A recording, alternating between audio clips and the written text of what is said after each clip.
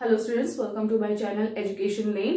तो आज की वीडियो में हम मैक्सवेल इक्वेशंस पढ़ेंगे कि मैक्सवेल इक्वेशंस चार हमारी होती है। जैसे कि मैंने बताया था, बेसिक इक्वेशंस मैकेनिक्स में होती है, न्यूटन्स 3 लॉ होते हैं, वो मेन होते हैं। तो वैसे ही इलेक्ट्रोमैग्नेटिक इंडक्शन या इलेक्ट्रोमैग्नेटिक वेव्स के लिए आपका सबसे इंपॉर्टेंट 4 इक्वेशंस होती हैं, जो कि है मैक्सवेल इक्वेशंस। तो उनकी छोटी छोटी डेरिवेशंस हैं, तो वो हम देख लेते हैं एक बार कि कैसे करनी है और कौन कौन सी होती है हमारी 4 मैक्सवेल इक्वेशंस। तो फर्स्ट इक्वेशन है curl of E is equal to minus del B by del T can be derive from Faraday's law of EMI। इसका मतलब क्या है कि it can be derive from Faraday's law. ये electromagnetic induction का एक Faraday law है, जो आपने आई एम श्योर आपने 11th या 12th में पढ़ा होगा, मे बी 12th क्लास में।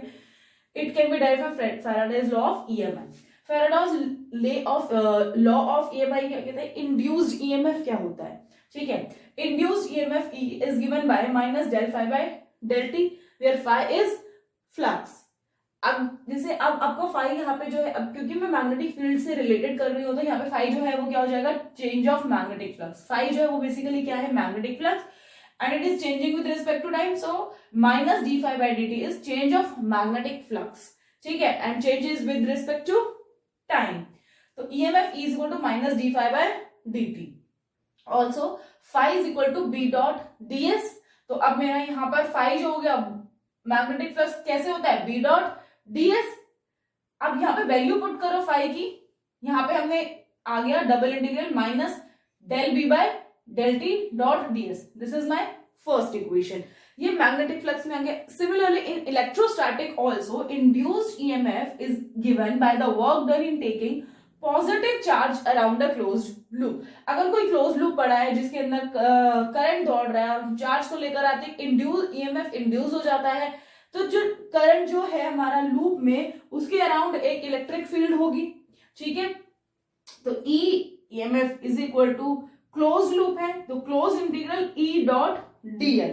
E इज इलेक्ट्रिक फील्ड, ठीक है, dl कितनी स्मॉल डिस्टेंस है, तो बेसिकली E डॉट पूरा इंटीग्रेट कर दिया है क्लोज लूप पे, तो इंड्यूस्ड EMF आपका ये आ जाएगा, ठीक है। अब इक्वेशन 1 और 2 को देखो, क्योंकि इंड्यूस्ड EMF दोनों में क्या है, EMF इंड्यूस हो रहा है, एक में मैग्नेटिक फील्ड की वजह से और एक में electric field, but both are related, but है तो इंड्यूस्ड EMF ही। तो फर्स्ट और सेकंड को इक्वेट करो, आपका ये आ गया E dot dl is equal to minus del B by del T dot ds, ठीक है। अब क्योंकि ये क्लोज्ड क्या है, आपका क्लोज लूप है, क्लोज लूप इंटीग्रल है, ठीक है, और ये क्या है आपका ओपन सरफेस इंटीग्रल, तो ये वाली जो चीज है वो स्टोक्स थ्योरम से, ये वाला स्टोक्स थ्योरम हमारा क्या कहता है, यहाँ पे स्टोक्स थ्योरम के अकॉर्डिंग जो मेरा क्लोज लाइन इंटीग्रल है वो किससे रिलेटेड है, मेरा ओपन सरफेस इंटीग्रल से है।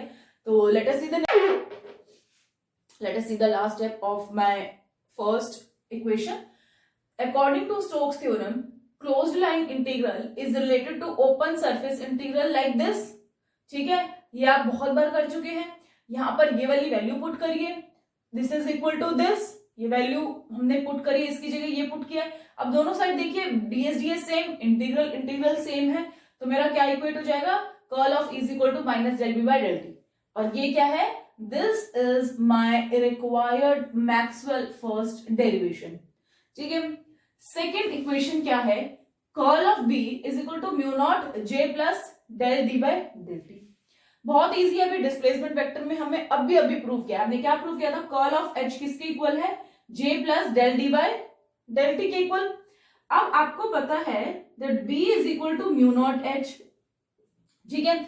यहां पर आपको सिर्फ क्या करना है, जो आपने डिस्प्लेसमेंट वेक्टर की डेरिवेशन अगर आपके पास आती है कि सेकंड इक्वेशन की डेरिवेशन करिए, तो आपको पूरा डिस्प्लेसमेंट करंट वेक्टर का बारे में आपको पूरा लिख कर आना है, उसकी डेरिवेशन करनी है, ठीक है। तो b क्या होता है, म्यू नॉट एच, तो आपने ये डेराइव कर लिया, तो h मेरा क्या हो जाएगा, this implies my h is equal to b upon mu not.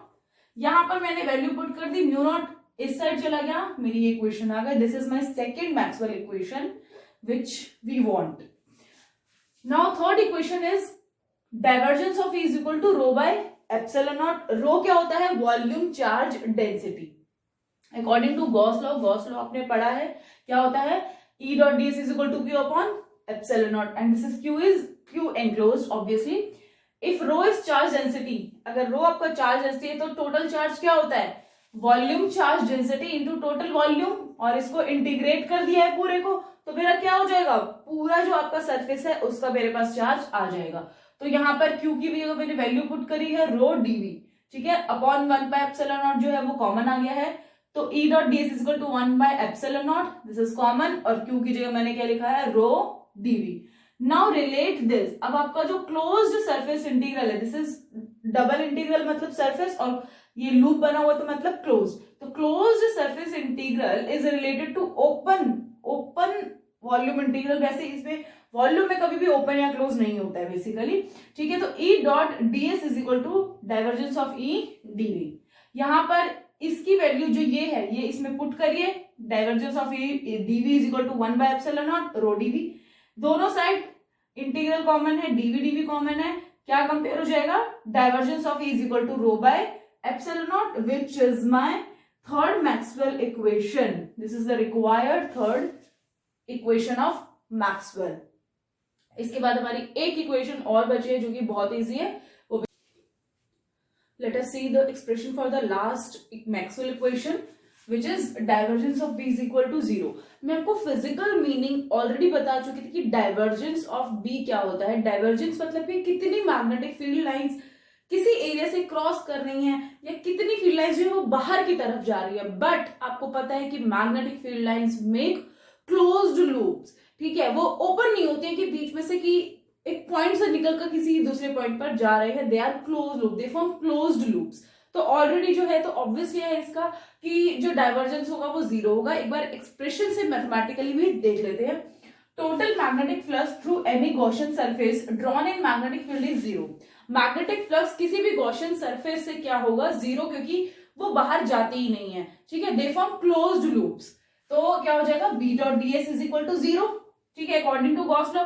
Now according to Gauss divergence theorem इसमें अप्लाई करो। This is close surface integral which will be related to the open या normal volume integral, ये इस तरीके से relate होगा। अब ये 0 है तो इसका मतलब क्या है, ये भी 0 होगा, और इसके 0 होने का मतलब क्या है कि डाइवर्जेंस, अब वॉल्यूम जो है वो तो 0 नहीं होगा, वॉल्यूम कुछ तो है, तो इसका मतलब क्या है, डाइवर्जेंस ऑफ बी मेरा 0 है, which is my required fourth Maxwell equation. So बहुत ही इजी टॉपिक है मैक्सवेल इक्वेशंस, और उनकी डेरिवेशंस का आपको अच्छे से करनी है। एग्जाम्स में बहुत बड़ा क्वेश्चन आता है, इसमें कम से कम 5 से 7 मार्क्स का क्वेश्चन आता है, आपको अच्छे से समझना है, करना है। नेक्स्ट वीडियो में हम देखेंगे magnetic scalar and potential and magnetic vector potentials करेंगे। Till then understand the topic very easily. Please subscribe channel Education Lane for further videos. Thank you for watching the video.